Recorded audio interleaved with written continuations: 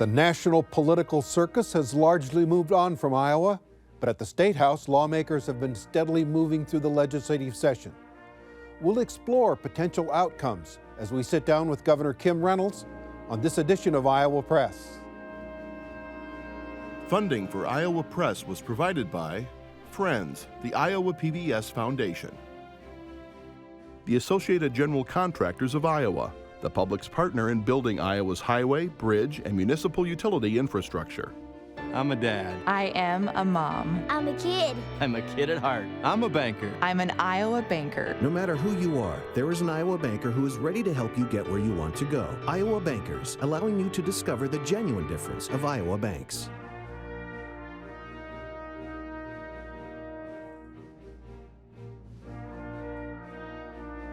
For decades, Iowa Press has brought you politicians and newsmakers from across Iowa and beyond, celebrating nearly 50 years of broadcast excellence on statewide Iowa PBS. This is the Friday, February 21 edition of Iowa Press. Here is David Yepsen. With the 2020 Iowa legislative session well into its second month here in Des Moines, issues and bills are either gelling together or falling apart. Governor Kim Reynolds is no stranger to the machinations of the Iowa legislature. She launched her legislative priorities in January's Condition of the State address and is spending time crisscrossing Iowa campaigning for her Invest in Iowa Act. And Governor Reynolds joins us once again here at the Iowa Press table. Governor, welcome back. It's good to have you with us. Thank you. I appreciate the opportunity. Also joining the conversation are James Lynch, political reporter for the Gazette, and Kay Henderson is news director for Radio Iowa. Governor, this Invest in Iowa initiative requires legislators to vote to raise the sales tax. Yep. How are you going to convince your fellow Republicans to do that? Well, hopefully I'm going to work on it, but I think Iowans are going to ultimately be the ones to convince them to do it. We launched it with a press conference. We're traveling the state, holding town halls, and we are receiving just phenomenal support and excitement about the Invest in Iowa Act.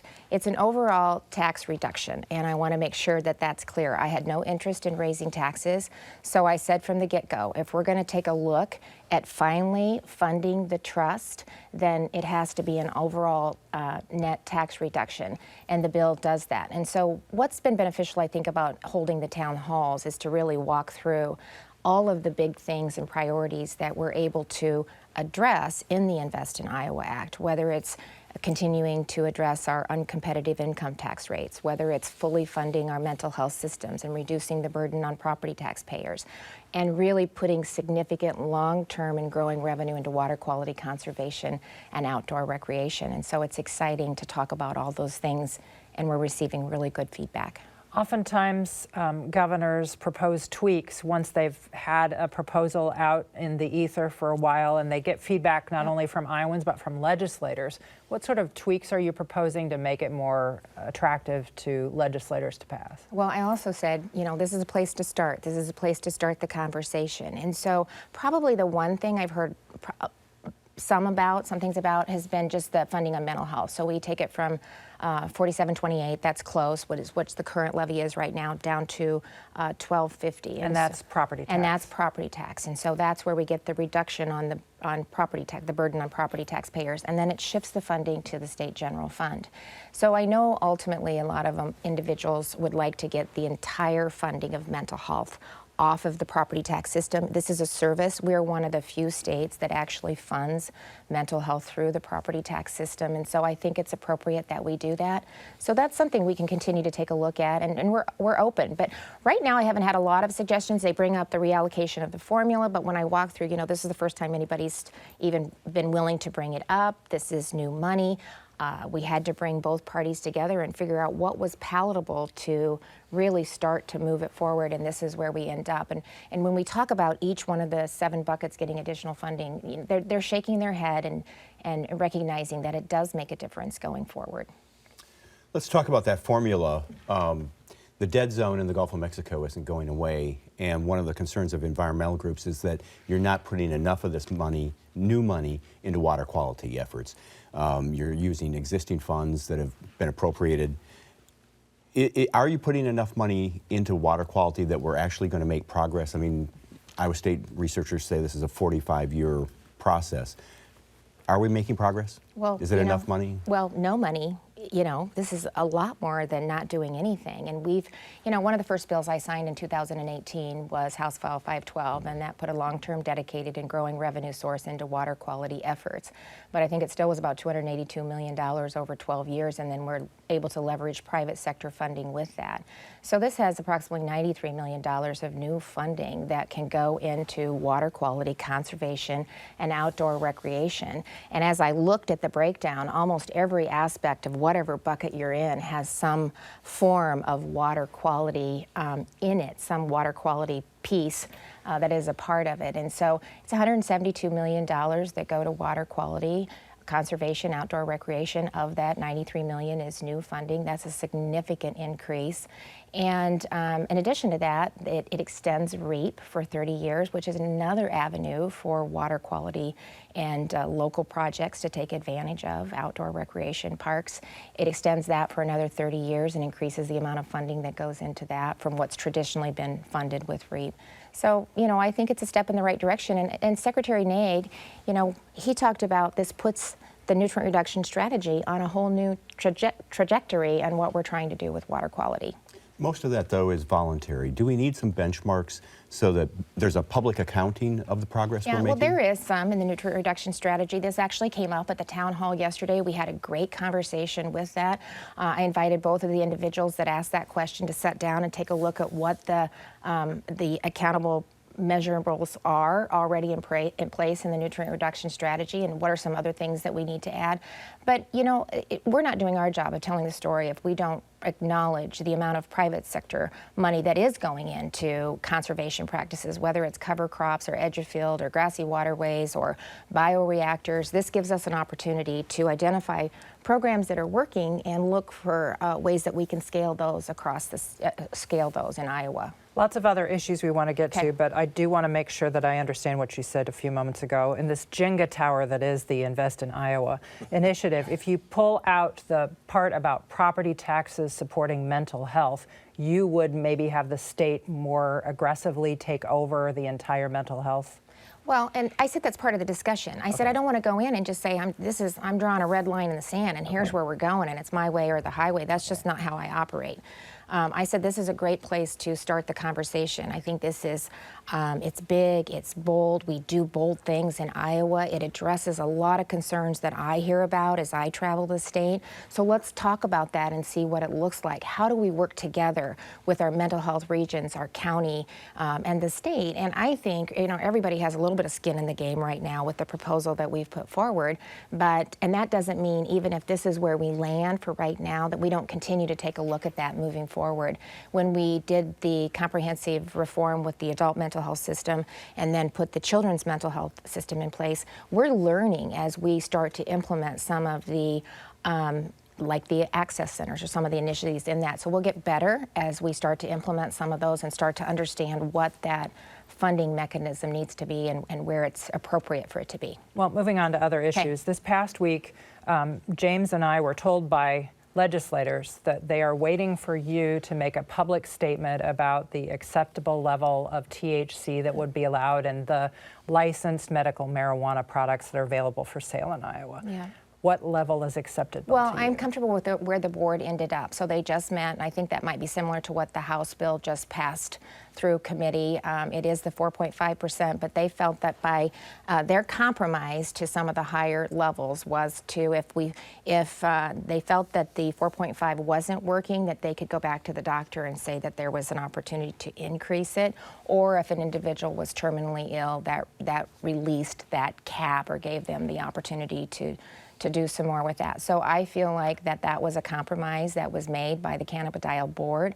They're listening to individuals who are impacted and all of the stakeholders involved in it, and that was what they came back with. And so I feel that that's probably, I think that that's appropriate and a good place to, I'm comfortable with that. And I think we continue to make progress and we can continue to evaluate it moving forward. So it doesn't mean that from in the future, this is where it has to end, but I think that that's pretty significant progress. School funding always is an issue, especially early in the session, and you've proposed a 2.5% increase in aid to K-12 schools. The Senate is holding out for 2.1%.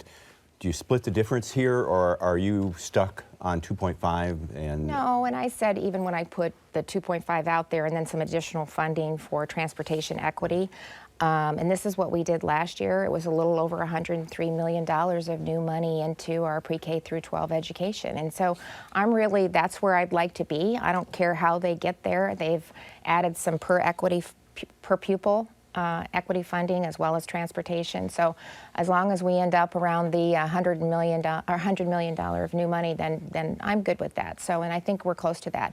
In addition to that, I mean, we're also investing in other areas, whether it's STEM or IJAG or work-based learning. I think that also needs to be taken in consideration when we look at K-12 education funding. But right now, I think if we get close to that $100 million range, I'm good. Is there a political calculation here that $100 million sounds a lot better on the campaign trail than $97 million? Listen, we have made historic investments in K-12 education and actually followed through with what we promised. When the other party had the trifecta, they did the 10% across the board cut in education, and they never, in the several years following that, rarely followed through with what they promised for K-12 education, where every year we have put significant new money into K-12 education, $13 billion since 2017 overall. That's not just new money. It's over almost half of what our state budget is. And so we're investing in our greatest asset, and that is our young people, and I'm really proud of what we've been able to do. Governor, I want to switch gears. It's flood season is approaching. Yes. Yeah. The National Weather Service is warning of imminent floods on the Mississippi River. They're talking about the situation on the Missouri River. It's grim. Are we prepared? Is Iowa prepared? Well, we're as prepared as we can be, and so we really, Director Flynn with Homeland Security, Emergency Management and Security, has been reaching out to all of our emergency managers across the state to make sure that the communication and the plan is in place, who is responsible for an evac if we have to initiate that. So we're really working to get in front of the response mechanism, working with the weather station to make sure that we're getting, we're getting notified in a timely manner. That was problematic this last go around. We've been working with the Corps on the western side of the state. Almost the entire levee system is closed, which is really, really important. The last couple of areas that they're working on, they anticipate that being done, I think, by March. So we're hoping that we can continue to move on that and get that done. Right now, it looks like they'll have it closed to about a 50-year flood, which is better than we thought we would be. That's an update even from when I talked to you the other day, Kay, which is really important for our farmers because that'll go a long way in helping keep the costs down for insurance, the cost of insurance for our farmers. And so I don't say this very often, but the Corps has worked with us pretty good in really implementing. We still have a long ways to go. That's probably one of our toughest areas, challenges moving forward, but we do have a system almost closed. We've identified some pinch points. Mississippi is probably 5 feet above level, and so we're also really monitoring that and preparing the communities for that as well. You got an additional $20 million for flood work, but yet people over there in western Iowa, particularly in Council Bluffs, say it's not enough money yet to buy out houses. I mean, is there more on the way that you can promise people? Yeah, not from us. So we have to be strategic and have a plan in place as we have federal dollars coming into the state for flooding, whether that's HUD or whether that's FEMA or whether that's money from the Corps. And then state dollars. So we need to be very strategic so we're not supplanting what should be federal dollars. And so the buyout for the homes, we actually have already received will be receiving $97 million from HUD, which is significantly more funding than we received in 2008. In addition to that, we got about $100 million that's coming in from the US EDA grant, which really we've taken up like $1.6 million, I think, of that to do planning, to work with these communities, to make sure that we're being strategic in how we're using state dollars and federal dollars. And it's really, it makes a difference on how you coordinate what you, how you use them. And so actually the buyout for the homes should come from the HUD funding, and we should be using state dollars to talk about putting new houses in and really building these communities back. We have sent a waiver in, I think, or we've asked for the Council Bluffs area to be included in the $97 million that we received. I've talked to Secretary of HUD Ben Carson, and they did provide flexibility for us to potentially get some of that funding. So, and the other thing, just real quick before we switch topics again, is this is a legislature that's committed to helping Iowans that have been impacted by the floods. So they did funding last year. We got $20 million out the door this year. If we need more down the road and it makes sense, then this is a legislature that will put the additional funding in, but we just don't need to be sitting there doing nothing and not using it strategically. That's really key. We have a flood of questions for you. Okay. I couldn't resist. The bottle bill. Iowans pay a nickel deposit when they buy a lot of beverages, and many of them redeem it when they take the empties back to the store. Legislators have begun, again, talking about making changes. Redemption centers are closing. There are far fewer of them this year than compared to last year. Would you support raising the amount of money that goes to redemption centers? Well, there has been a bill in front of this legislature since 2008 and 2009, I think, when I walked into the Iowa State Senate. So, and we've not been able to get anything done. So I don't want to speculate on what that looks like. I think they need to continue to look at it and figure out what the answer is. But we just have a hard time, I don't know, getting that through the legislature. So there's different ways that we can approach that. So I want to make sure we're taking a look at all of those. And Kay, actually, I mean, that is what the legislative process is for. And so it'll continue to do its work to figure out what that looks like. Governor, one of your priorities has been restoring felon voting rights. Yes. And the House state government Thursday approved legislation that would restore felon voting rights without a constitutional amendment. Are you comfortable with that approach?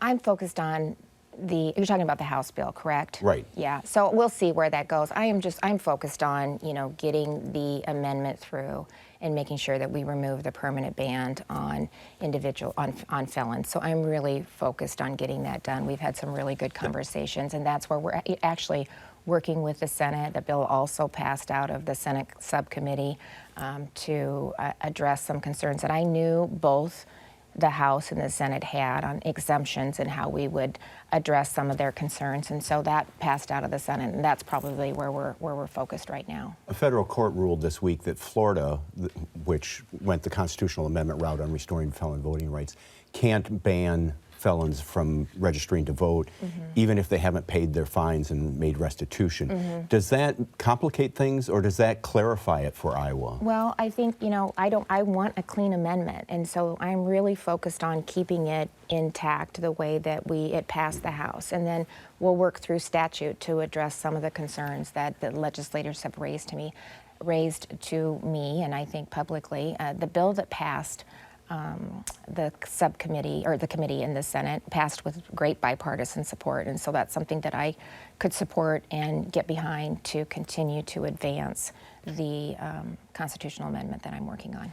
Your predecessor and your governing partner, Governor Terry Branstad, closed mental health facilities in Mount Pleasant and in Clarinda, saying they were antiquated.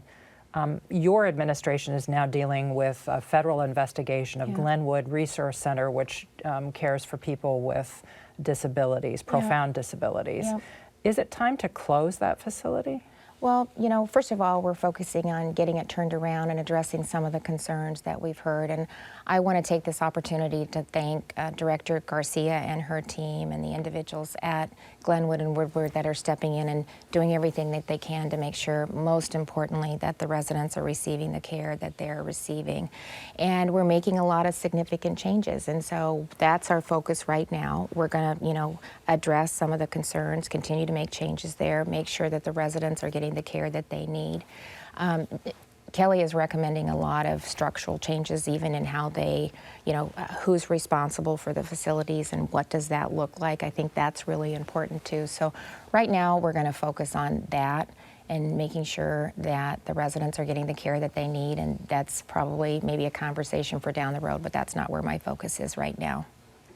Governor, State Ombudsman studied the state's handling of the death of Natalie Finn, and recommended that the state hire more intake workers. Yeah. You've done some of that. Yeah. But what's your reaction to the Ombudsman's report about what the state needs to be doing so to prevent that from happening? Yeah, well, first of all, no child should be subjected to what Natalie and her siblings were subjected to, and the system let them down. And so, immediately they brought in an independent consultant to do a thorough review and to make recommendations. That was in 2017.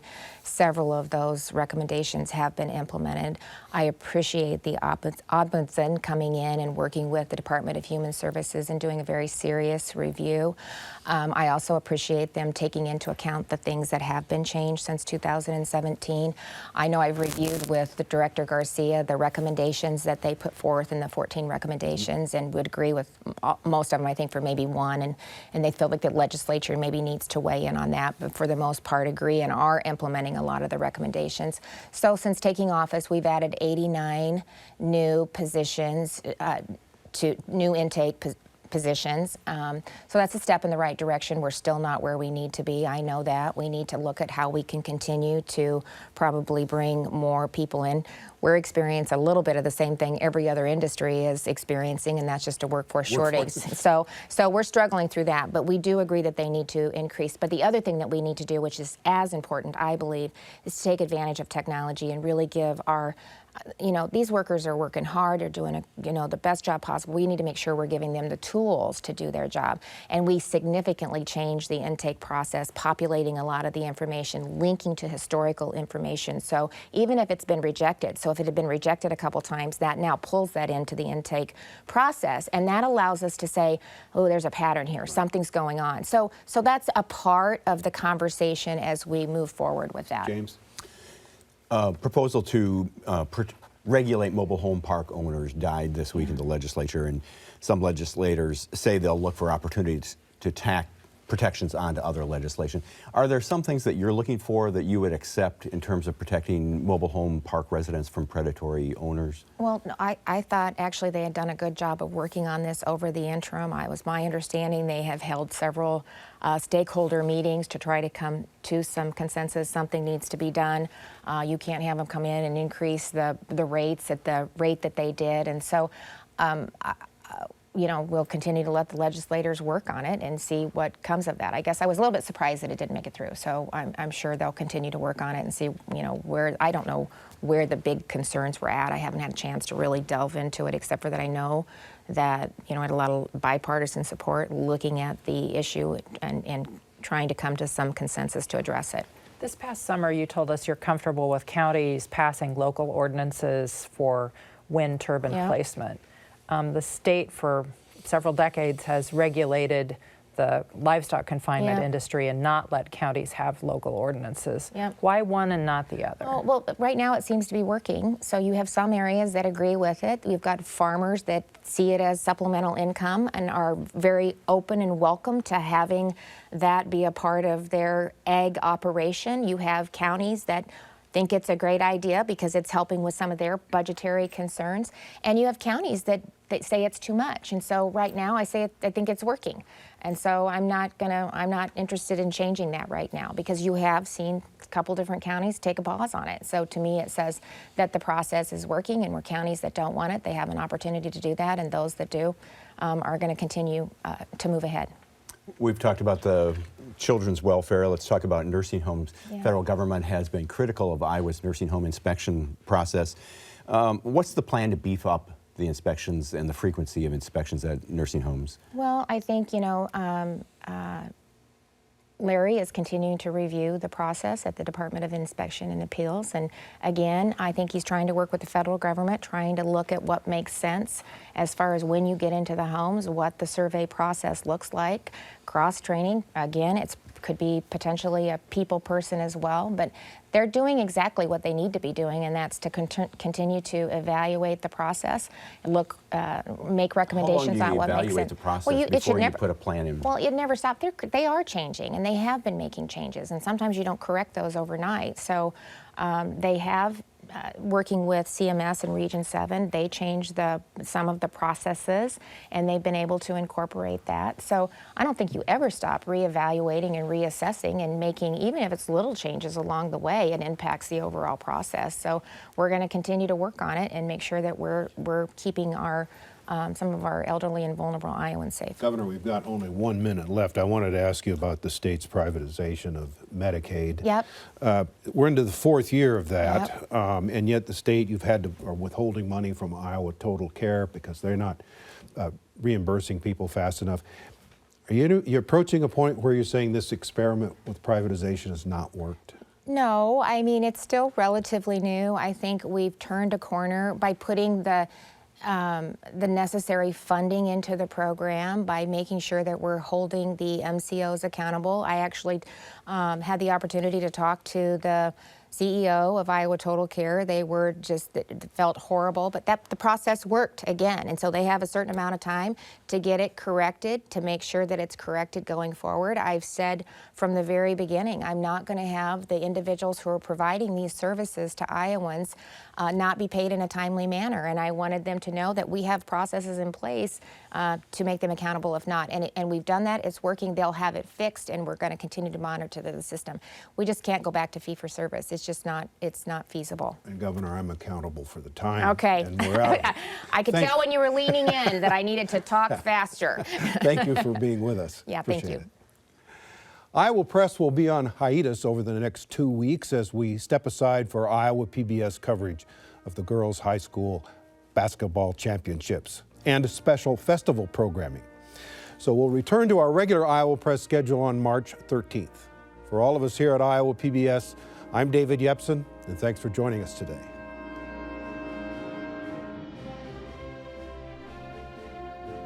Funding for Iowa Press was provided by Friends, the Iowa PBS Foundation, the Associated General Contractors of Iowa, the public's partner in building Iowa's highway, bridge, and municipal utility infrastructure.